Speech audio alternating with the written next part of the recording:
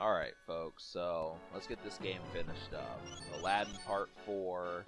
This is Acidic Roots, and we've got a lot to tackle here. So, cheapest and most treacherous of the 6 stages, but it's probably just because it's the final stage.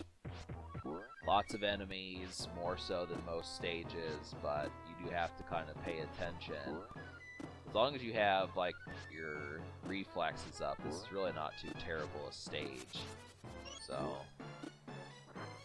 and really out of the 2 boss fights, I would say that the second one is easier than the first, as long as you have the cloth.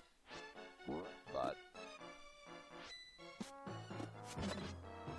I just feel like, yeah, Jafar's attack pattern's a little bit trickier to kind of counter with the first one. I mean, he has various type things that he'll do, so. But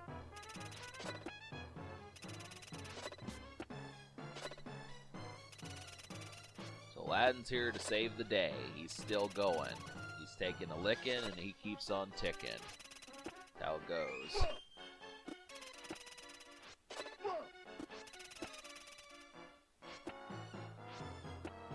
Some cases, you know, it feels. I mean,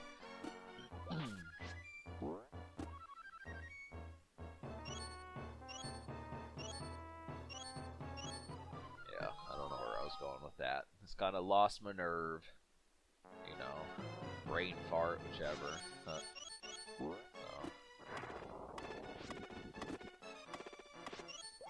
The apples kind of help in secondary causes, like those sword enemies, you cannot hit them with them, but you can hit the lamps that will burn those enemies, so that's kind of the thing.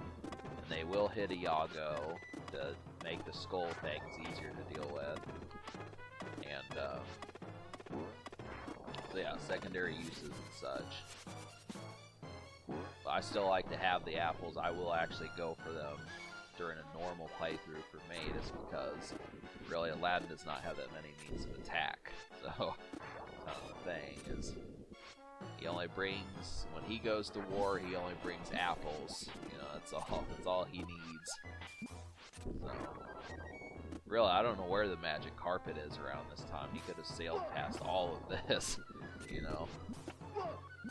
Surprisingly, Abu isn't in this either. So, you know, he was floating through the stages at the beginning, in the Cave of Wonders in the first stage, so.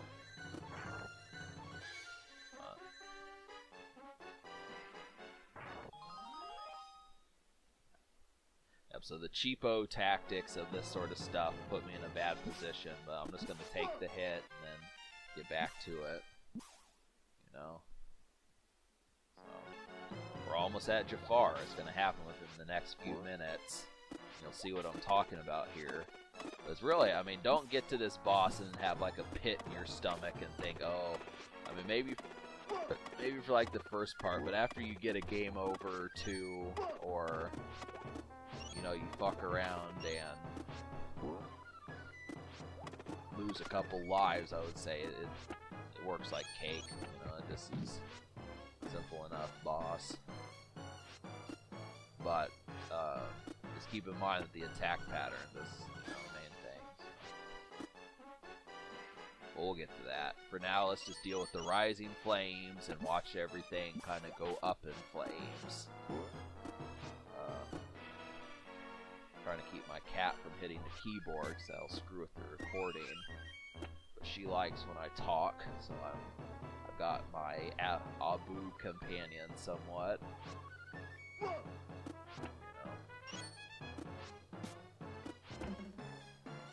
In an earlier playthrough of this, I had a burp. That was kind of a nice one. Sometimes I just will randomly burp, and I like keeping it. And it's like, oh yeah, that's fitting, you know. Like an enemy got hit by an apple and I burped. It's kind of those sentiments, but I don't have any drinks near me to assist with that. It's been surprising, you know, milk has actually made me burp. Which is strange enough. You know, I'll have cereal and then I'll be burping up a storm. Hint, hint, I do have a video. If you're wondering where that came from, I have a video called Burping Up a Storm. I recommend you watch it. Maybe I'll put an annotation or something if I could.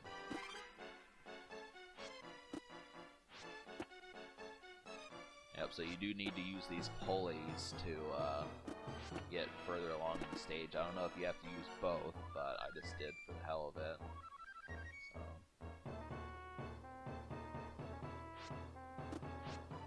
Alright, we're practically at Jafar, so this is kind of the pain in the rear, but, you know, it's just more getting used to his pattern. Once you do that, if you can memorize these patterns, it just becomes that much simpler. So what he's going to do is he's going to drop his scepter, it'll shock you, and then you use that to bounce up to hit him.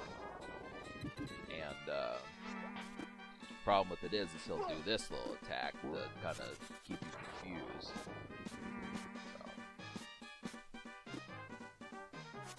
And then of course when you hit him, he attacks you with lightning, but it'll always be in the same 3 places. I don't remember if I die here. You know, you think it'd be typical just because, but...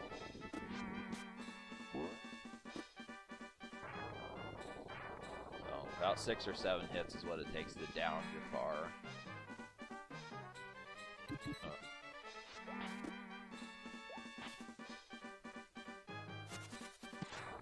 Didn't seem like I would have a joke for that, but I don't. That's a negative.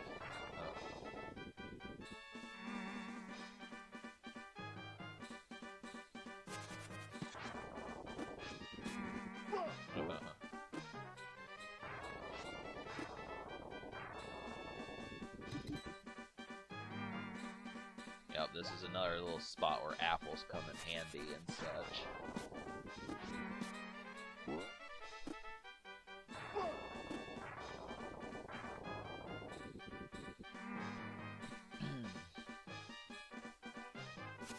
So what else are you guys doing while you're watching this playthrough? You watching TV? You like to multitask with some of your activities? Because that's what I'll do at times with Let's Plays. I'll have something else going, be cooking food, or maybe I'll have 2 TVs, something like that, where I can do some other things. You know, it's fun to do that. You know, make yourself a pizza. You know, you have my official permission to do that. Popcorn, I don't give a shit.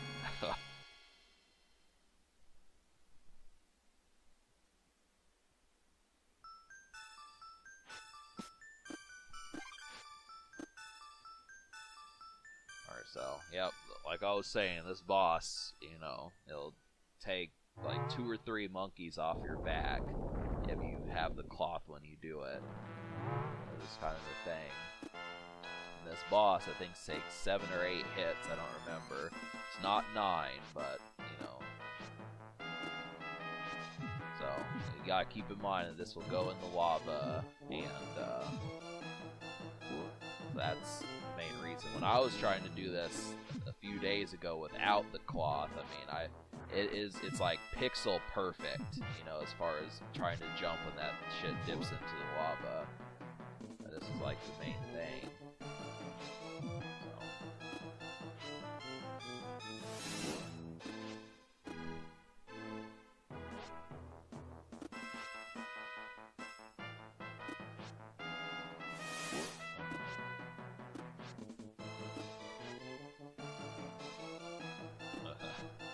Kind of, Aladdin is like some sort of MacGyver, you know, that's the thing. If he's beating this snake enemy slash genie character with just cloth and apples, you know, it's kind of the main thing. He might as well be. You know, MacGyver beats it. I don't remember if he had a movie. I know he had a television show that sit there and say that all he's doing is just, you know, just a Swiss Army knife and coconut.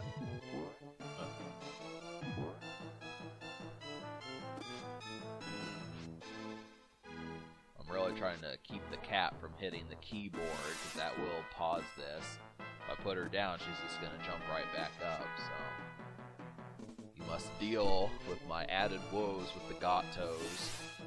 Not really so much woes, but additional presents.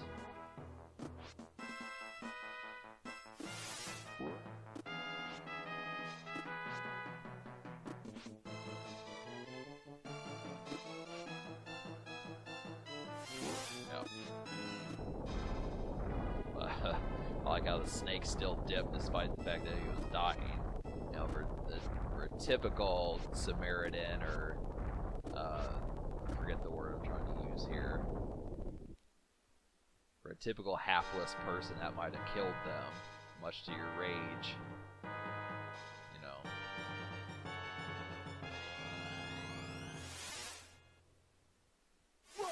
Whoa. Like Kelly, you know, that's who that reminded me of. For fans of my videos, you know. You remember Kelly Bloomberg? Like, whoa, shit. Whoa.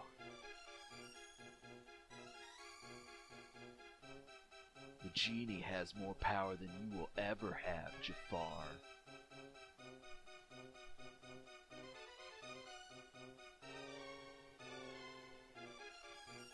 I don't know, I start to like this game a lot more than I did as recent as a year ago. I mean, I was at the point where I was willing to take this cartridge out of the Super Nintendo and hit it with a stick or something, but it's really not that bad. I don't know what changed in me within the past year, but this kind of happened. It's like, and I'll tell you, I haven't touched this game in a year, so I don't know how I got the skill set to be able to beat this whole entire game.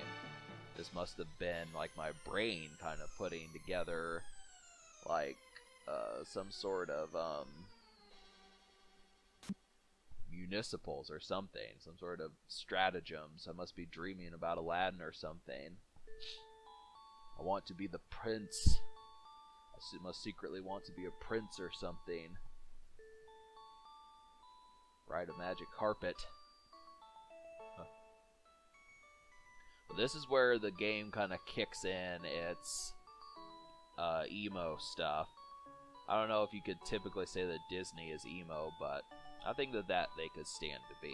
You know, we didn't use the word emo in the 90s, but Disney is definitely emo. All them shits. Aladdin, Toy Story, all them shits are emo as hell.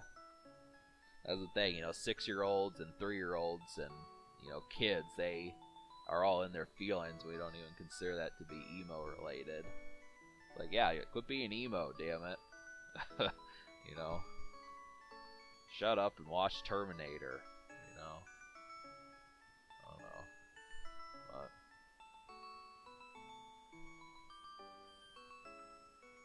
but yeah. So we're getting ready to go through some extenuated credits here. You know, obviously I got the bad ending, you know, boo-hoo, but I did. And I don't know, I mean, the thing about this is I did not play through this whole game in one sitting. I did the password function, so, you know, the gems were not even on my mind.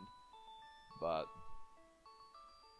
you know, if you want the extra challenge and the extra ending, you can mess around with it. But you gotta understand that these red gems are in places that have repugnant, you know, attitude. They purposely know that you're gonna be pissed off to do it. I mean, if there would have been like an extra stage, I might have seen the incentive, but it's mostly, you know, I don't discredit them for doing it, but you gotta understand that that's like, you know, the expert course.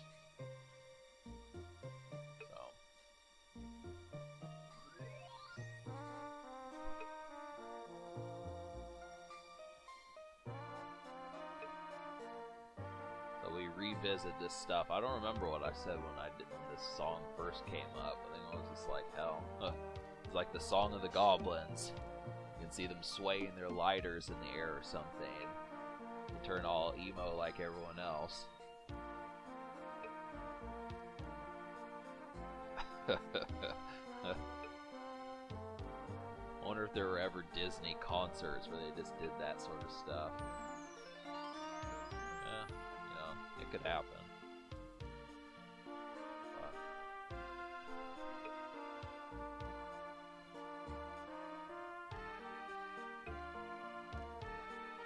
So if you were trying to read the text, I admit I apologize for that, you know.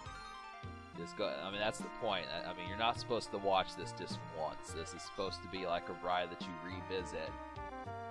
You watch this in February, you come back in May or something and watch it again, or June. You know, you'd say, oh yeah, that's funny, he did have jokes.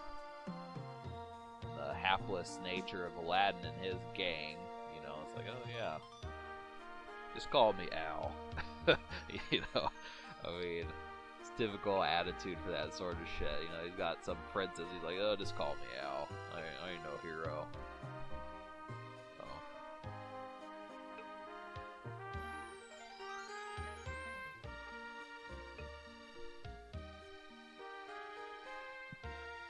Al sounds like such a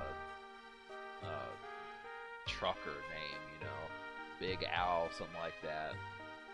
More like Big L. Big Loser. No, I'm just joshing, but you get the idea. N. Dudley. Call me Dr. N. Dudley.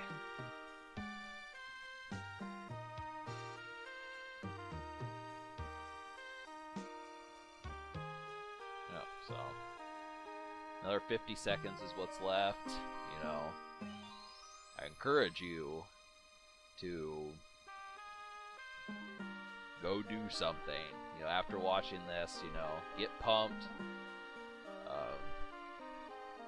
Start some sort of goal or something, you know, and finish a goal. You know, go back to something like I did after like 4 years of not fucking with it.